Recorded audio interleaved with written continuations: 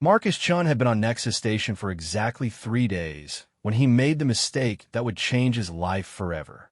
The massive space station, a diplomatic hub floating in neutral space between 12 different star systems, buzzed with activity as delegates from across the galaxy prepared for the Centennial Peace Accord ceremony. As a junior communications officer aboard the human vessel Perseverance, Marcus had expected to spend the ceremony monitoring data feeds from the ship's bridge. He certainly hadn't expected to be wandering the station's ceremonial deck, desperately searching for somewhere to sit. The problem had started when Lieutenant Rodriguez had come down with Altarian flu, leaving Marcus to deliver the daily diplomatic briefings in person. The ceremony hall stretched before him like a cathedral made of crystal and starlight, its transparent walls offering a breathtaking view of the nebula beyond. Thousands of beings from dozens of species filled ornate seating arrangements, each section carefully organized according to complex diplomatic protocols that Marcus barely understood. The human delegation occupied a modest section near the middle of the vast hall, but every seat was taken. Marcus could see Captain Torres speaking quietly with Ambassador Williams, their heads bent over a datapad. The other human representatives, mostly senior officers and diplomats, sat in neat rows wearing their formal dress uniforms. There was no room for a lowly communications officer who had arrived late after getting lost in the station's labyrinthine corridors. Panic began to set in as Marcus realized he would have to stand for the entire 6-hour ceremony. His legs were already aching from the morning's extended briefing session, and the thought of remaining upright while surrounded by seated dignitaries made his stomach churn. The ceremony would begin any moment, and protocol demanded that all attendees be seated before the opening processional. That's when Marcus spotted the empty seat. It sat at the very edge of the ceremonial area, positioned on a raised dais that offered an excellent view of the proceedings. The chair itself was magnificent, crafted from what appeared to be polished obsidian inlaid with precious metals that seemed to shift color in the ambient light. Intricate carvings covered its surface, depicting scenes that Marcus didn't recognize but found strangely beautiful. Most importantly, it was completely unoccupied. Marcus glanced around nervously, looking for any indication of who the seat might belong to. A small placard near the chair's base bore text in a script he couldn't read, but there were no obvious signs of ownership. No personal items, no ceremonial regalia, no hovering aids marking territory. Just an empty, beautiful chair in an otherwise crowded hall. The opening chimes began to sound, their ethereal tones echoing through the crystal chamber. Marcus made his decision. He climbed the steps to the dais as quietly as possible, trying to make himself invisible to the thousands of beings now rising to their feet for the ceremonial opening.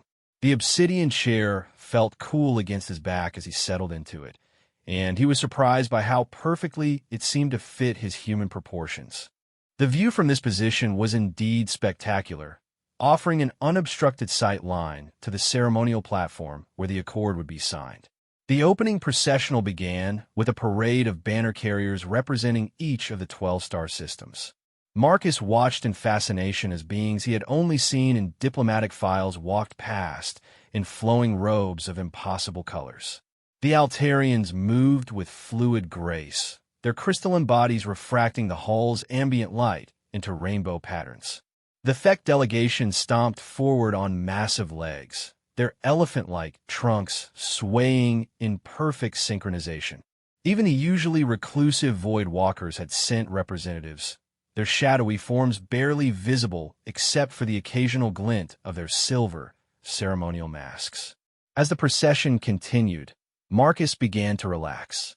Whatever mistake he had made in choosing this seat, it seemed minor compared to the grandeur unfolding before him.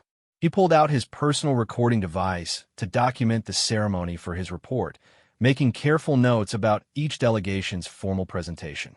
The first speaker was Ambassador Veltar of the Centauri Coalition, a tall, elegant being whose species had initiated the original peace accord a century ago. Her voice carried clearly through the hall's acoustic systems as she spoke of unity among the stars and the shared destiny of all sentient life. Marcus found himself genuinely moved by her words, even as he continued taking notes. It was during the second speech that Marcus noticed the subtle change in atmosphere around him. At first, it was just a feeling like the sensation of being watched. Marcus glanced around discreetly and realized that several nearby beings were stealing glances in his direction. Not hostile looks exactly, but curious ones. Effect Delegate 2 rose away, kept turning his massive head toward Marcus's position, his small dark eyes unreadable, but clearly focused. A group of Altarian dignitaries seemed to be having a whispered conversation, while occasionally gesturing toward his chair. Marcus tried to ignore the attention and focus on the ceremony. The current speaker was discussing trade agreements and resource-sharing protocols, topics that were directly relevant to his duties as a communications officer. But the feeling of being observed continued to grow, and he began to notice that the glances weren't just curious anymore. Some of the beings looking his way appeared genuinely surprised, as if they were seeing something unexpected. The third speaker was a void walker, and Marcus had a strain to hear the entity's barely audible whispers as they discussed ancient treaties and forgotten alliances. During this quieter moment, he became aware of a new sound, a soft murmuring that seemed to be spreading through the crowd like ripples on a pond. The whispered conversations were too far away for him to make out individual words, but the tone suggested excitement, confusion, perhaps even concern. Marcus shifted uncomfortably in his seat, wondering if he had somehow violated some major protocol by sitting here. Maybe this was a reserved section for high-ranking officials, and his presence was causing a diplomatic incident. The thought made his palms sweat, and he began to consider whether he should quietly slip away during the next speaker transition.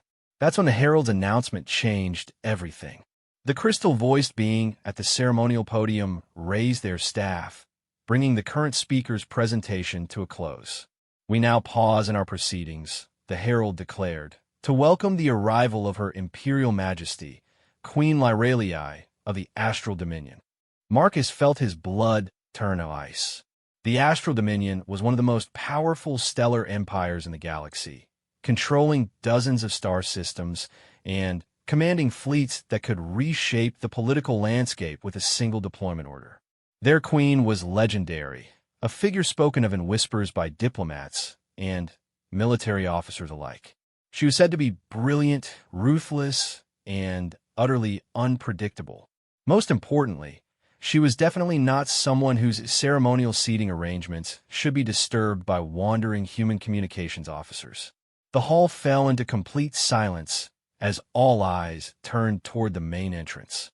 Marcus followed their gaze and felt his heart stop as a procession emerged from the grand archway at the far end of the chamber. The advance guard consisted of 12 beings in flowing silver robes, moving with the synchronized precision of a military unit. Behind them came the standard bearers, carrying banners that seemed to contain actual starlight woven into their fabric. And behind them walked the queen. Even from a distance, Queen Lyralii commanded attention in a way that had nothing to do with her royal status and everything to do with raw presence. She was tall and graceful, moving with the fluid confidence of someone who had never doubted their place in the universe. Her species, the Australians, were known for their ethereal beauty, but even among her own kind, the queen was said to be extraordinary. Her skin held a subtle luminescence that seemed to pulse with inner light, and her hair flowed behind her like liquid silver. Marcus watched in growing horror as the royal procession made its way through the hall. Other beings bowed or offered their species equivalent gestures of respect as the queen passed. The ceremonial protocol was clear. Visiting royalty would be escorted to their designated seating areas by station officials, where they would remain for the duration of the ceremony. The problem was becoming increasingly obvious with each step the queen took. She was heading directly toward Marcus's section of the hall.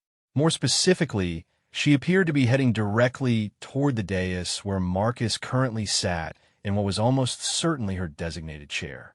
Marcus's mind raced through his options. He could stand up and quietly move away, but that would create a visible disruption during a formal royal entrance. He could remain seated and hope that maybe there was another chair nearby that was actually intended for the queen. Or he could simply wait and pray that a diplomatic miracle would occur and somehow save him from what appeared to be an inevitable and catastrophic breach of protocol. The queen's escort had reached the base of Marcus's dais now, and he could see her clearly for the first time. Up close, her presence was even more overwhelming. Her eyes, a shifting silver blue that seemed to contain entire galaxies, swept across the assembled crowd with the casual assessment of someone accustomed to command. When her gaze fell on Marcus, sitting motionless in what was clearly her chair, those galactic eyes widened slightly in what might have been surprise. For a moment that seemed to stretch into eternity, Queen Lyralii simply stood there, looking up at the human who had inadvertently claimed her seat. Marcus felt as though he were being examined by a force of nature, measured and evaluated by intelligence that operated on levels he couldn't comprehend. The entire hall had gone silent, thousands of beings holding their breath as they waited to see how this unprecedented situation would resolve itself. Marcus started to rise, opening his mouth to offer what he hoped would be an appropriately apologetic explanation. But the queen raised one elegant hand in a gesture that stopped him mid-motion. "No," she said, her voice carrying clearly through the hall despite its softness. "Please, remain seated." The murmur that swept through the crowd was audible now, a wave of shocked whispers and surprised exclamations. Marcus could hear fragments of conversation in a dozen languages, most of which seemed to express variations of astonishment and confusion. Queen Lyralii ascended the steps of the dais with the same fluid grace she had shown during her entrance. Instead of requesting that Marcus vacate her chair, or signaling for her guards to remove him, she did something that sent another wave of shocked murmurs through the assembled crowd. She sat down in the smaller chair positioned directly beside the obsidian throne. Marcus stared at her in complete bewilderment. The queen of the Astral Dominion, one of the most powerful beings in known space, had just chosen to take a secondary seat rather than claim what was obviously her rightful place. The implications were staggering from a diplomatic standpoint, but Marcus was too stunned to fully process them. "Your Majesty," he whispered, finally finding his voice. "I apologize. I didn't realize this was your seat. Please let me move." The queen turned to look at him directly, and Marcus felt the full force of that galactic gaze. When she smiled, it was like watching a star being born. "You are human," she said, and there was something in her tone that suggested this observation carried more weight than Marcus understood. "Yes, Your Majesty." Communications Officer Marcus Chun, serving aboard the Perseverance. "Marcus Chun," she repeated, as though testing the way the name felt. "Tell me, Marcus Chun, what do you know of the first compact?" Marcus frowned, searching his memory of diplomatic history. "I'm sorry, Your Majesty. I'm not familiar with that term." The queen's smile deepened, and she looked out over the assembled crowd with what appeared to be satisfaction. "Of course you're not. Your species is still quite young, galactically speaking. The first compact was signed here, on this very station, nearly 3,000 years ago. It was humanity's first formal agreement with the galactic community. But that's impossible," Marcus said without thinking, then immediately regretted his bluntness. "I mean, with respect, Your Majesty, humans only achieved faster-than-light travel 50 years ago. We've only been part of the galactic community for 30 years. "Have you?" the queen asked, her tone suggesting she knew something Marcus didn't. "How fascinating." Before Marcus could ask what she meant, the herald's voice once again filled the hall. "The ceremony shall now continue with the reading of the historical accords." As the next speaker took the platform, Queen Lyralii settled back in her chair with the air of someone preparing to enjoy a particularly interesting show. Marcus remained frozen in place, his mind reeling with questions he didn't dare ask. Whatever was happening here was far more complex than a simple seating mix-up. The queen's reaction to his presence, Her cryptic comments about the first compact and the continued shocked murmurs from the crowd all suggested that Marcus had stumbled into something much larger than he could comprehend. And as the ceremony continued around them, with the Queen of the Astral Dominion sitting calmly beside a confused human communications officer, Marcus began to suspect that this was only the beginning. The historical accords reading proved to be far more revealing than Marcus had expected.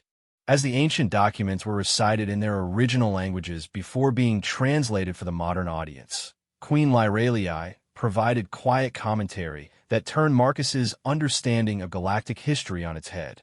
"Listen carefully to this next passage," she whispered as the Centauri delegate began reading from a crystalline tablet that seemed to glow with its own inner light.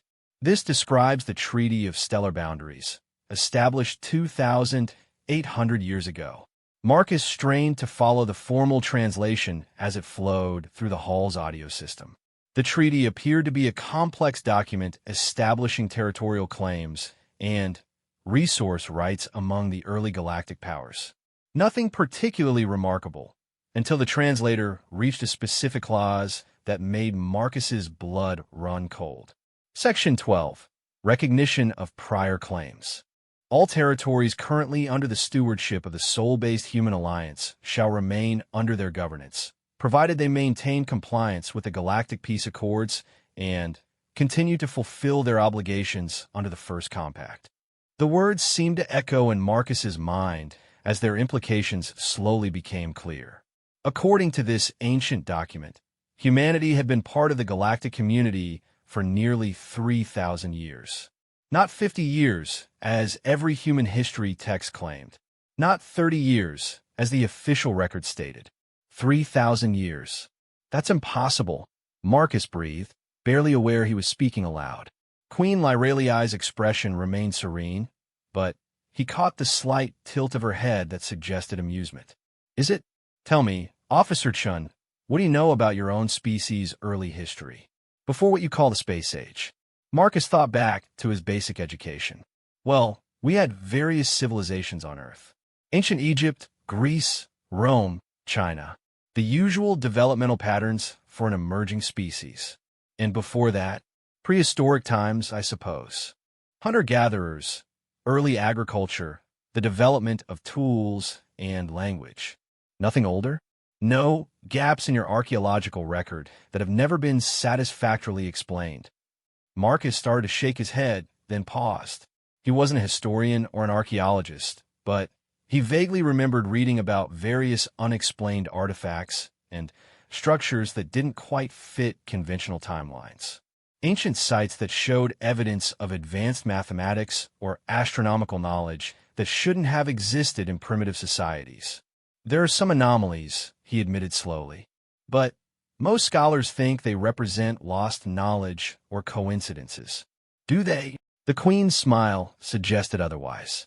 "What about your myths, Officer Chen? Your ancient stories of gods descending from the stars, of visitors who taught humanity the arts of civilization." "Those are just myths, Your Majesty.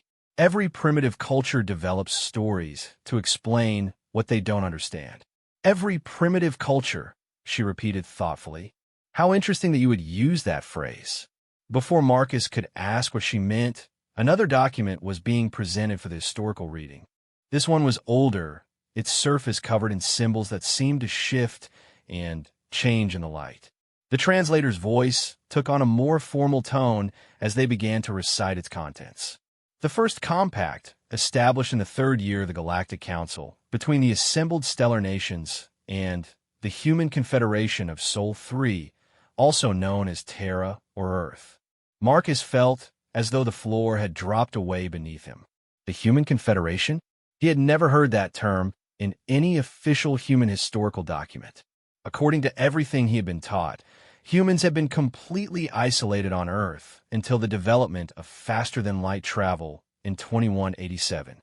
Article 1, the translator continued, "Recognition of humanity as a founding member of the Galactic Council, with full voting rights and territorial sovereignty over the Sol system and its associated colonies." Founding member. The words hit Marcus like a physical blow. Not only had humanity been part of the galactic community for 3,000 years, they had apparently been one of its founding members. Article 2. Establishment of the Human Memory Protocol, whereby the human population of Earth shall undergo selective historical amnesia to prevent catastrophic social disruption following the Great Withdrawal. The Great Withdrawal, Memory Protocol. Marcus's mind reeled as the implications became clear. Humanity hadn't just been part of the galactic community. They had deliberately erased their own memory of it. Article 3. The translator's voice continued relentlessly. Provisions for the reawakening sequence, to be initiated when a human species demonstrates readiness for reintegration into galactic society. Queen Lyralii was watching Marcus carefully now, her galactic eyes studying his reaction with what appeared to be scientific interest. "You're beginning to understand," she observed. "This is insane," Marcus whispered. "If any of this were true, there would be evidence. Records, artifacts, ruins of ancient spaceports. You can't just erase 3,000 years of history. Can't you?" The Queen gestured toward the crystal walls of the ceremony hall, through which the swirling nebula beyond was clearly visible. "Tell me, Officer Chun, how many unexplained megalithic structures exist on your homeworld? How many ancient sites that your archaeologists have never been able to adequately date or explain?" Marcus thought about Stonehenge, the pyramids, Easter Island, dozens of other sites that had puzzled researchers for centuries. "Those aren't spaceports," he said weakly. "Aren't they? What would you expect a 3,000-year-old landing facility to look like after millennia of weathering and deliberate concealment, especially if it were designed to blend with the local landscape for security purposes?" The reading of historical documents continued around them, but Marcus was no longer listening to the formal presentations. His entire worldview was crumbling as Queen Lyralii's words forced him to reconsider everything he thought he knew about human history. "Why?" he asked finally. "Why would humanity choose to forget? Why withdraw from the galactic community?" The Queen's expression grew somber. "That, Officer Chun, is a much darker story. Are you certain you wish to hear it?" Marcus nodded, though part of him wanted to run from this conversation and pretend it had never happened. "Your species was remarkably successful in those early days," the Queen began, her voice taking on the cadence of someone recounting ancient history. "Humanity expanded rapidly, establishing colonies throughout the Sol system and beyond. You were excellent diplomats, skilled traders, and surprisingly effective peacekeepers. The human fleets were instrumental in resolving several major conflicts between the older stellar empires." She paused, looking out at the assembled delegates with an expression that might have been nostalgia. "But humanity had certain characteristics that made other species nervous. You adapted quickly to new environments, learned alien technologies with frightening efficiency, and showed an alarming tendency to thrive in conditions that would destroy other civilizations. Within 500 years of joining the galactic community, humans had become one of the most influential species in known space." Marcus found himself thinking of humanity's rapid expansion in just the 50 years since achieving FTL travel. Even with their limited technology, human colonies were already spreading throughout several star systems, often in environments that other species considered uninhabitable. The other species became afraid, he guessed. Some did, but that wasn't the real problem. The Queen's expression darkened. "The real problem was what your species discovered about the nature of the galactic community itself." "What do you mean? Tell me, Officer Chun, in your short time as part of modern galactic civilization, have you noticed anything unusual about the relationships between the various stellar empires?" Marcus thought about the complex web of alliances and treaties that governed interstellar relations. "It's complicated," he said slowly. "There are a lot of old grievances and historical conflicts that still influence current politics." "Yes, but have you noticed the patterns? The way certain conflicts are allowed to escalate while others are quickly suppressed? The way some species are permitted to expand while others find their growth mysteriously constrained?" Marcus frowned, trying to follow her logic. I assumed it was just the normal result of political and economic pressures. Did you? How refreshingly naive. The Queen's tone wasn't mocking, but there was a sadness to it that made Marcus uncomfortable. The truth, Officer Chun, is that the galactic community operates under a very specific set of rules. Rules designed to maintain stability and prevent any single species from achieving dominance. That sounds reasonable, does it? What if I told you that these rules include provisions for the systematic suppression of species that show too much potential?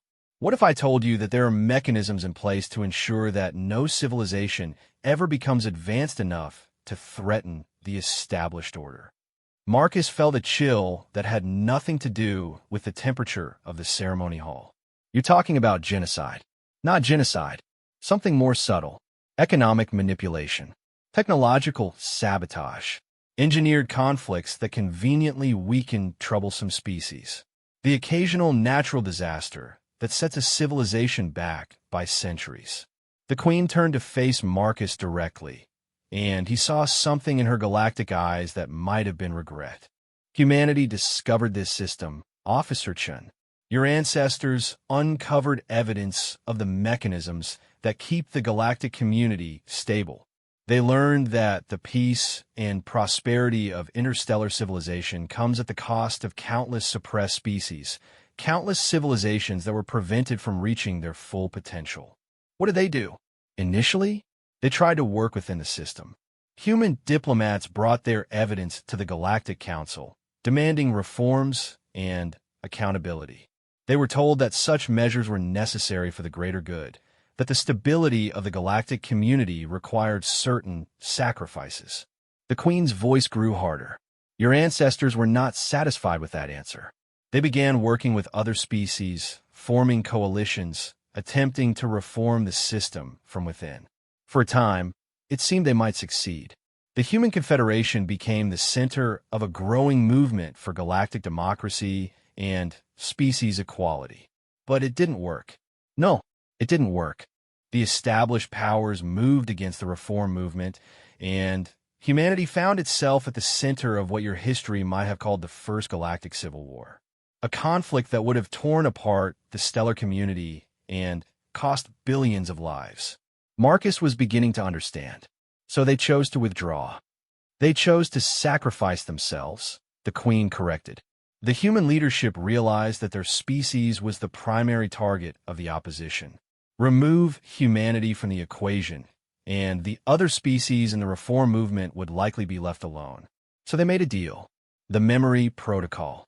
Yes, in exchange for humanity's withdrawal from galactic affairs and the suppression of all evidence of the system's darker mechanisms, the other reform species would be spared.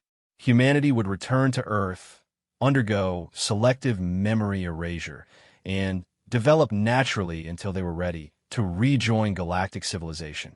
Ready meaning what? Meaning advanced enough to defend themselves, strong enough to resist the mechanisms of suppression, numerous enough that their elimination would be too costly to contemplate.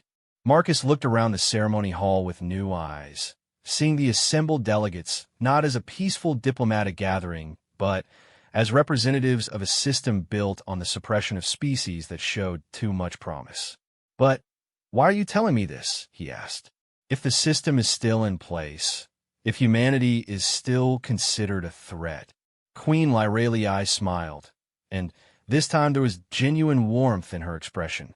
Because, Officer Chun, your species has just passed the first test of the reawakening sequence. What test? The test of worthiness. Do you remember where you chose to sit when you entered this hall? Marcus looked down at the obsidian chair beneath him, suddenly understanding its significance. This is the human seat, isn't it? From the original Galactic Council. The Terran throne, the Queen confirmed.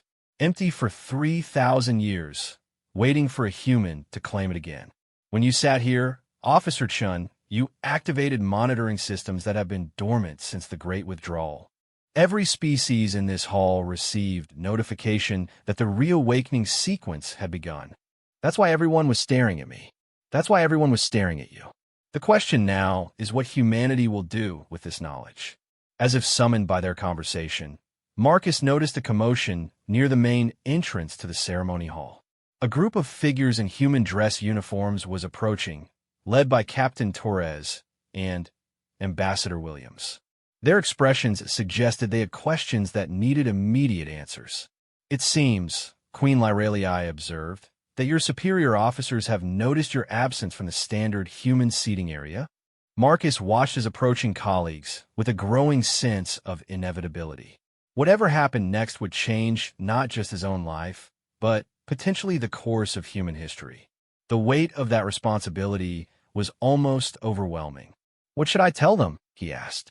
The queen stood gracefully, her presence commanding attention from the approaching humans and the thousands of other beings in the hall. When she spoke, her voice carried clearly through the chamber. "Tell them," she said, "that humanity's exile is over." The confrontation that followed would later be remembered as the moment humanity stepped back onto the galactic stage. Captain Torres reached the dais first, her face a mask of barely controlled panic as she took in the sight of her communications officer sitting beside one of the most powerful rulers in known space. "Officer Chun," she said through gritted teeth, "please explain why you are not in the designated human seating area." Before Marcus could respond, Ambassador Williams stepped forward, his diplomatic training evident in the way he immediately bowed to Queen Lyralii. "Your Majesty, please accept our sincere apologies for any breach of protocol." Officer Chun is young and inexperienced in galactic customs. "Is he?" Queen Lyralii's voice carried a note of amusement that made several nearby delegates lean forward to better hear the conversation. "How curious. I find his behavior quite appropriate for the circumstances." Ambassador Williams frowned, clearly struggling to interpret the Queen's response. "With respect, Your Majesty, I'm not certain I understand." "Of course you don't," the Queen replied smoothly. "Your species has forgotten so much. But perhaps it's time for a refresher course in human history." She gestured toward the obsidian throne where Marcus still sat, uncertain whether he should stand or remain seated.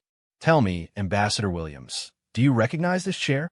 Williams studied the throne carefully, his diplomatic eye noting the intricate carvings and precious metals worked into its surface. "It appears to be ceremonial seating for a high-ranking official. The craftsmanship is remarkable."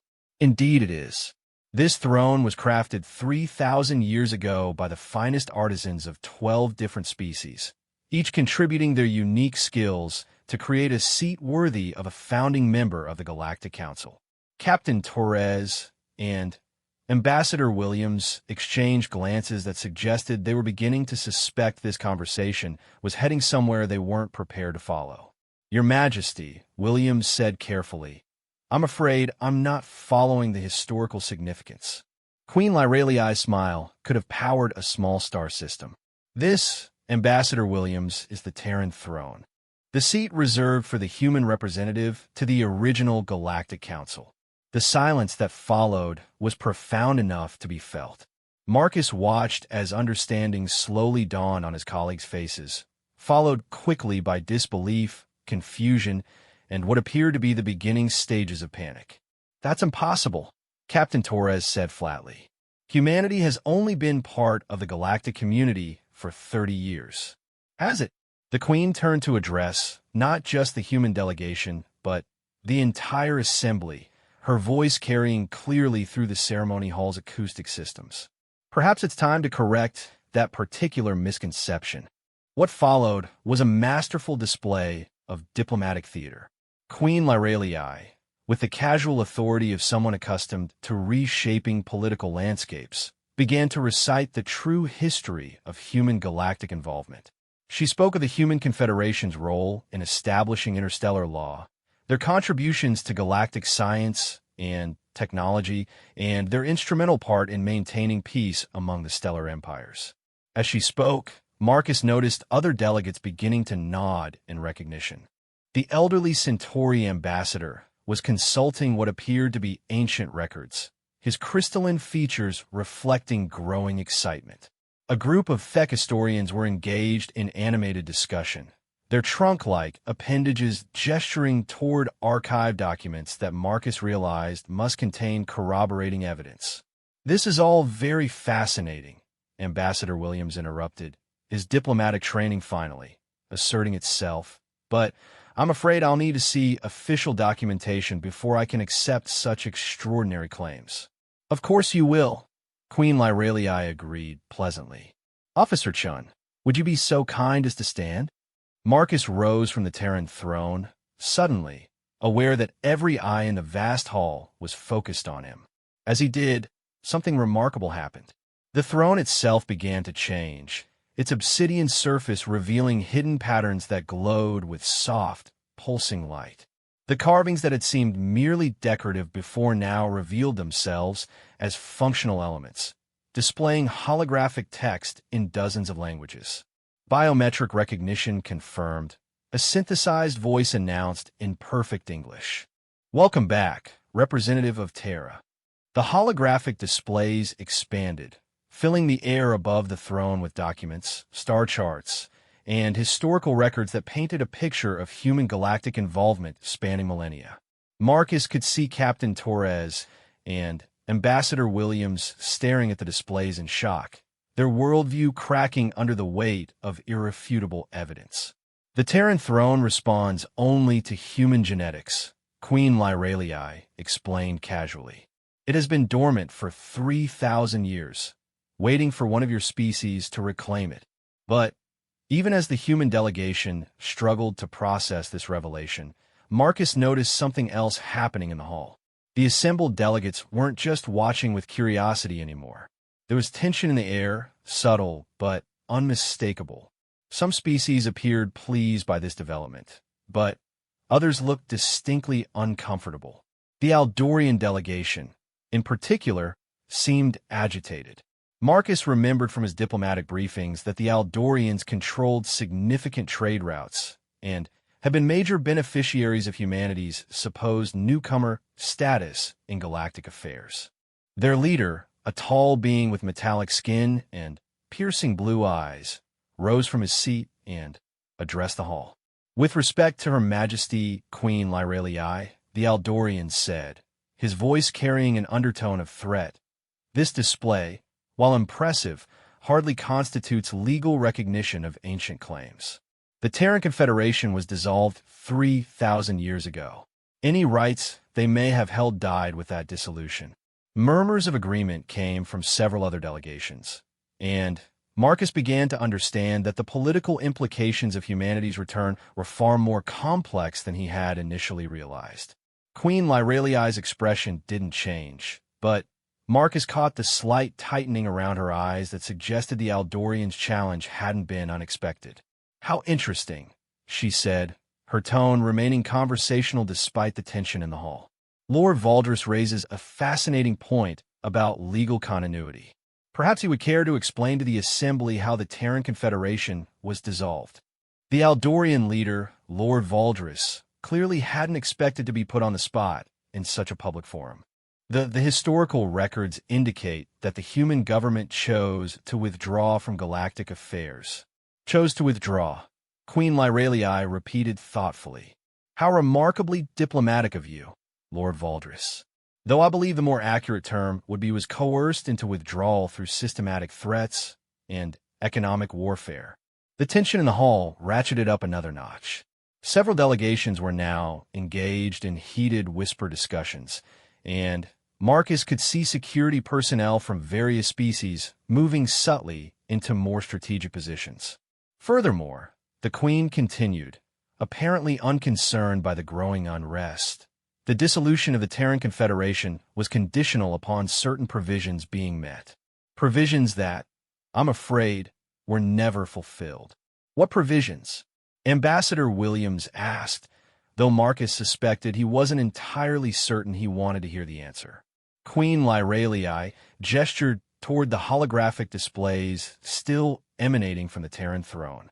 "The memory protocol, as we discussed, was designed to give humanity time to develop sufficient strength to defend itself upon reintegration. The original agreement specified that humanity would be readmitted to the Galactic Council when they achieved certain technological and military benchmarks. She paused, scanning the assembled delegates with the expression of someone savoring a particularly satisfying moment. I'm pleased to announce that, according to our monitoring systems, humanity achieved those benchmarks approximately 15 years ago. The silence that followed was broken by Lord Voldris, rising abruptly from his seat. This is preposterous. The humans barely have interstellar capability. Their fleets are primitive, their colonies scattered and vulnerable. Are they? Queen Lyraliai's smile took on a predatory edge. Officer Chun, how many human colonies currently exist beyond the Sol system? Marcus consulted his memory of recent fleet reports. Approximately 47 established colonies across 12 star systems, with exploration missions active in at least 20 more. And the current size of the human fleet? Roughly 300 vessels of various classes, from exploration ships to heavy cruisers. The Queen nodded approvingly. Lord Voldris, perhaps you would care to compare those numbers to the Aldorian colonial presence. The metallic-skinned being's blue eyes flashed with anger. Raw numbers are meaningless without proper context. The Aldorian Empire has existed for over 5,000 years. We have established protocols, proven technologies, diplomatic relationships that span millennia. Indeed you do, Queen Lyraliai agreed. You also have territorial disputes with 6 different species, trade agreements that heavily favor your empire at the expense of smaller nations, and a rather troubling habit of acquiring resource-rich systems through means that skirt the very edge of galactic law. The accusation hung in the air like a poison cloud. Lord Voldris's expression shifted from anger to something approaching fear, and Marcus began to realize that Queen Lyraliai's support of humanity wasn't just about ancient treaties or forgotten history. Your Majesty, Ambassador Williams said carefully, are you suggesting that humanity's reintegration into galactic society would serve as some sort of counterbalance to existing power structures? I'm suggesting, Ambassador Williams, that the galactic community has been missing an important voice for 3,000 years. A voice that historically advocated for fairness, justice, and the rights of smaller species to self-determination. The Queen gestured toward the human delegation, her galactic eyes reflecting what might have been hope. Humanity never sought dominance over other species. What your ancestors wanted was simple, a galactic community based on mutual respect rather than exploitation, where every species had the opportunity to reach their full potential without fear of suppression. And you believe modern humanity still holds those values? Captain Torres asked. I believe, Captain Torres, that human nature hasn't changed in 3,000 years. Your species still has the same drive for exploration, the same instinct to protect the underdog, the same stubborn refusal to accept injustice as inevitable. Marcus found himself thinking about humanity's recent expansion into space. Even with their limited resources, human colonies had consistently offered aid to struggling settlements from other species. Human merchant vessels were known for their fair trading practices, and human diplomats had already earned a reputation for finding peaceful solutions to seemingly intractable conflicts. But the political implications of what Queen Lyraliai was suggesting were staggering. If humanity reclaimed their ancient seat on the Galactic Council, they would instantly become one of the most powerful voices in interstellar politics. The careful balance of power that had existed for millennia would be permanently disrupted. And from the expressions on various delegates' faces, not everyone was pleased with that prospect. Lord Voldris had returned to his seat, but Marcus could see him engaged in intense communication with his advisors. Other delegations that had appeared comfortable with the status quo were now holding urgent conferences. The hegemony of spiral arm systems looked particularly disturbed, and the corporate alliance delegation appeared to be calculating potential economic impacts. Officer Chun, Queen Lyraliai said quietly, her voice cutting through the growing tension in the hall. You have a choice to make. Marcus looked up at her, still struggling to process the magnitude of what was happening. What do you mean? You're sitting on the Terran throne. The throne responds to you, recognizes you as a legitimate representative of humanity.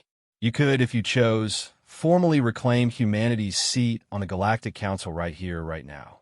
I'm just a communications officer, Marcus protested. I don't have the authority to make decisions that affect my entire species. Don't you? The Queen's expression was serious now, her earlier amusement replaced by something that might have been urgency. Sometimes history chooses its agents from the most unlikely places. Sometimes a single person in the right place at the right time can change the fate of billions. Marcus looked around the ceremony hall, seeing the assembled representatives of dozens of species, many of whom seemed to be waiting for his decision. The weight of responsibility was overwhelming, but underneath the fear was something else. A growing awareness that Queen Lyralii was right about human nature, about humanity's instinctive drive to stand up for those who couldn't protect themselves. What would happen if I did reclaim the seat? The Galactic Council would be legally obligated to recognize humanity's restored membership. You would have full voting rights, territorial sovereignty over human space, and the authority to propose legislation affecting interstellar law. And if I don't, Queen Lyralii's expression grew somber. Then, humanity remains classified as a developing species, subject to the same mechanisms of control that have kept countless other civilizations from reaching their potential. Eventually, when you become too strong to ignore, those mechanisms will be turned against you more directly. The threat was implicit but unmistakable. Reclaim humanity's place now, while they had allies and legal precedent on their side, or face gradual suppression like so many species before them. Marcus looked down at Captain Torres and Ambassador Williams, both of whom were staring at him with expressions that suggested they understood the magnitude of the choice before him. Then, he looked out over the assembled delegates, seeing the hope in some faces, the fear in others, and the calculating interest of those who would benefit from whatever decision he made. Finally, he looked at Queen Lyralii, whose galactic eyes held depths he was only beginning to understand. What exactly would I need to do? Queen Lyralii's answer was simpler than Marcus had expected, and infinitely more terrifying. You need only speak the words of reclamation, she said. The same words your ancestors spoke 3,000 years ago when they first claimed humanity's place among the stars. The Queen gestured toward the holographic displays still emanating from the Terran throne, and Marcus could see ancient text scrolling past in what appeared to be archaic English. The language was formal, ceremonial, but recognizably human in origin. But understand this, Officer Chun, the Queen continued, her voice carrying a note of warning. Once those words are spoken, there will be no going back. Humanity will be bound by galactic law to fulfill the obligations of Council membership. Your species will no longer be protected by its status as a developing civilization. You will face the same challenges and threats that have always existed for established powers. Marcus felt the weight of 3,000 years of history pressing down on him. Around the ceremonial hall, the tension was becoming palpable. Some delegations were clearly preparing for what they expected to be a historic moment. Others appeared to be positioning themselves for what might become a very different kind of confrontation. Captain Torres stepped closer to the dais, her expression a mixture of concern and growing understanding. Officer Chun, she said quietly, whatever you decide, you have the support of your crew. Ambassador Williams nodded agreement, though Marcus could see the diplomat calculating political ramifications at light speed. The decision is yours to make, son. But remember that you're not just choosing for yourself, or even for humanity. You're potentially reshaping the entire galactic balance of power. That was exactly what Marcus was afraid of. Your Majesty, he said to Queen Lyralii, why are you doing this? Why are you supporting humanity's return? What do you gain from disrupting the current system? The Queen's expression grew thoughtful, and for a moment Marcus caught a glimpse of something deeper behind her regal facade. When she spoke, her voice carried the weight of personal experience. Because Officer Chun, my own species was nearly victim to the same mechanisms that drove humanity into exile. The Astral Dominion exists today only because we were strong enough to resist the pressures that have destroyed so many other civilizations. She gestured toward the assembled delegates, many of whom were now openly staring at their conversation. The current galactic order maintains stability through fear and suppression. Species that show too much promise are quietly undermined. Technologies that might shift the balance of power mysteriously fail or disappear. Entire civilizations find themselves facing inexplicable disasters when they approach true independence. Marcus thought about some of the stranger incidents in recent galactic history. The Kepler Collective's sudden economic collapse, just as they were developing revolutionary energy technology. The mysterious plague that had devastated the Rigel Republic at the height of their cultural renaissance. The civil wars that seemed to erupt with suspicious frequency among species that were making rapid technological progress. "You're talking about a conspiracy," he said. "I'm talking about a system," Queen Lyralii corrected. "A system that has maintained the dominance of a few powerful empires for millennia. A system that your ancestors died fighting against." Lord Valdris had risen from his seat again, and this time he wasn't alone. Representatives from several other major powers were standing as well, their body language suggesting barely controlled hostility. "Your Majesty," Lord Valdris called out, his voice carrying clearly through the hall. "With the greatest respect, these historical discussions are fascinating, but hardly relevant to current galactic law. The Terran Confederation was dissolved legally and completely. Any attempt to resurrect ancient claims would be a violation of established precedent." "Would it?" Queen Lyralii's tone remained conversational, but Marcus noticed that her own security detail had subtly shifted position around the dais. Perhaps Lord Valdris would care to cite the specific legal statute that prevents the restoration of a conditionally dissolved government entity once the conditions for restoration have been met. The Aldorian leader's metallic features darkened. The conditions for restoration were never clearly defined, weren't they? The Queen gestured toward the holographic displays, and new documents appeared in the air above the throne. Article 15 of the Great Withdrawal Agreement. The Terran Confederation shall be restored to full membership upon achievement of sufficient technological advancement and military capability to ensure species survival in the galactic community, as determined by the biometric recognition systems of the Terran throne. She smiled with the satisfaction of someone who had just played a winning hand. Officer Chin's successful activation of the throne's recognition protocols indicates that humanity has achieved the specified benchmarks. The restoration is not just legally permissible, it's legally mandated by treaties that predate most current galactic law. The political implications hit the assembled delegates like a shock wave. Marcus could see the calculations running behind dozens of alien eyes as they realized that humanity's return wouldn't just add another voice to the Galactic Council. It would restore one of the original founding members, with all the legal precedents and historical authority that entailed. But Lord Valdris wasn't finished.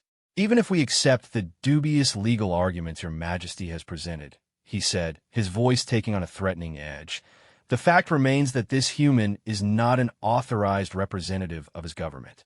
He cannot speak for his entire species. Can't he?" Queen Lyralii turned to Marcus with an expression that might have been expectation. "Officer Chun, are you human?" "Yes, Your Majesty." "Are you a citizen of the governmental entity that currently administers your species' affairs?" "Yes, I serve in the human colonial fleet under the authority of the Terran Federation."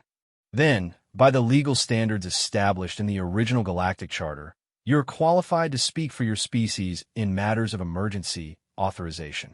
The Queen's smile took on a predatory quality, and I believe we can all agree that the restoration of humanity to its rightful place in galactic civilization constitutes an emergency.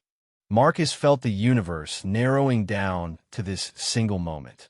Every choice he had made in his life seemed to have led him to this point, sitting on an ancient throne in a hall full of alien dignitaries, holding the fate of his species in his hands.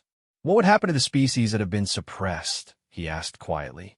If humanity does reclaim its seat, if we do challenge the current system, what happens to all the civilizations that have been held back? Queen Lyraliai's expression softened. That, Officer Chun, would depend on what humanity chooses to do with its restored authority. Marcus looked out over the assembly, seeing the faces of beings whose species have been shaped by millennia of careful manipulation and controlled development. Some looked hopeful, as if they sensed the possibility of change.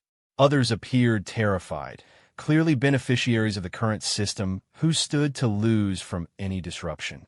And then there were those whose expressions suggested they were already planning for a very different kind of response to humanity's potential restoration. Officer Chun, Captain Torres said urgently, I'm receiving reports from the fleet. Several alien vessels are moving into positions around human colonies. This may be our only chance. The threat was clear. If Marcus didn't act now, if humanity didn't reclaim its legal protections under galactic law, they would likely face the same fate as countless other species that had been quietly eliminated when they became inconvenient. Marcus stood, feeling the weight of the Terran throne's recognition systems activating around him. The holographic displays expanded, filling the air with documents and data streams that painted a picture of humanity's true galactic heritage. When he spoke, his voice carried clearly through the hall's acoustic systems. I am Communications Officer Marcus Chun, citizen of Earth, representative of the Terran Federation, and heir to the Human Confederation of Sol 3. The words felt strange on his tongue, as if he were speaking in a language he had forgotten he knew. By right of blood and birth, by the authority granted in the Great Compact, and in accordance with the terms of the Great Withdrawal Agreement, I hereby reclaim humanity's seat on the Galactic Council. The response was immediate and dramatic. The Terran throne blazed with light, its recognition systems confirming Marcus's words with broadcasts that reached every corner of the galaxy. Automated systems that had been dormant for 3 millennia suddenly came online, sending out legal notifications that would be received by every member government of the galactic community. But the political response was even more intense. Lord Valdris and several other major power representatives were on their feet, their voices raised in formal objection. The hegemony delegate was speaking rapidly into a communication device, clearly coordinating with military forces. The corporate alliance appeared to be calculating the economic impact of humanity's restored legal status. And, through it all, Queen Lyraliai stood calmly beside the throne, her presence serving as both protection and warning to anyone who might consider interfering with the restoration process. The reclamation has been logged and confirmed, she announced, her voice carrying over the chaos. Humanity is hereby restored to full membership in the Galactic Council, with all rights and privileges pertaining thereto. But Marcus barely heard her words. The throne itself was doing something extraordinary, connecting him to information networks that span the galaxy. Data flowed through his consciousness like a river of pure knowledge, showing him the true scope of humanity's ancient legacy. He could see human colonies that had been hidden for millennia, populations that had maintained their advanced technology in secret, waiting for the moment of restoration. He could see the monitoring stations that had tracked humanity's development, the defense platforms that had remained cloaked around the Sol system, the ancient treaties and alliances that still held legal force. Humanity had never been as alone or as vulnerable as they had believed. Officer Chun, Queen Lyraliai said softly, her voice cutting through the information flow. Your species has a choice to make. You can use your restored authority to maintain the status quo, to preserve the stability that has kept the galaxy peaceful for so long. Or you can honor your ancestors' vision and work to build something better. Marcus looked around the ceremony hall, seeing the assembled delegates in a new light.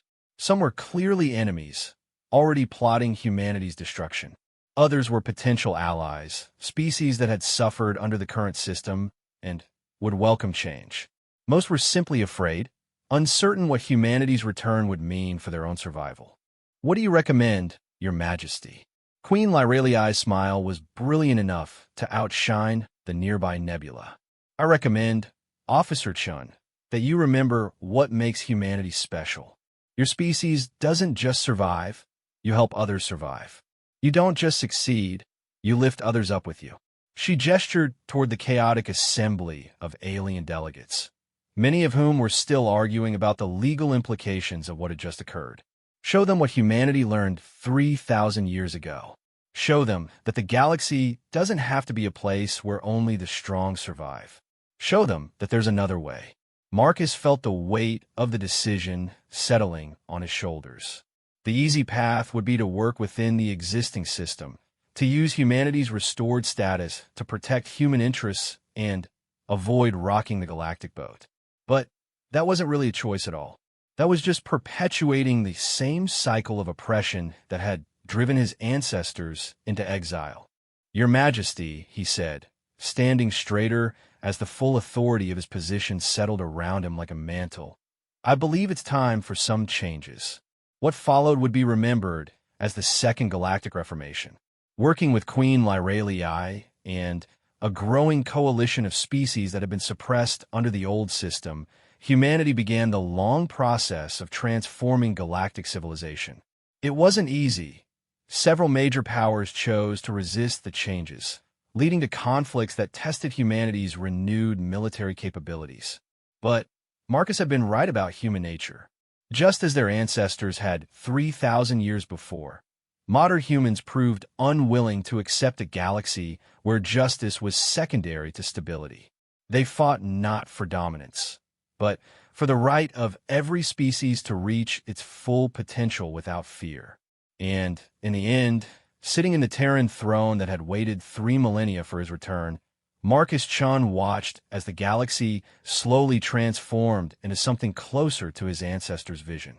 It would take generations to complete the work, but the foundation had been laid. Humanity was home.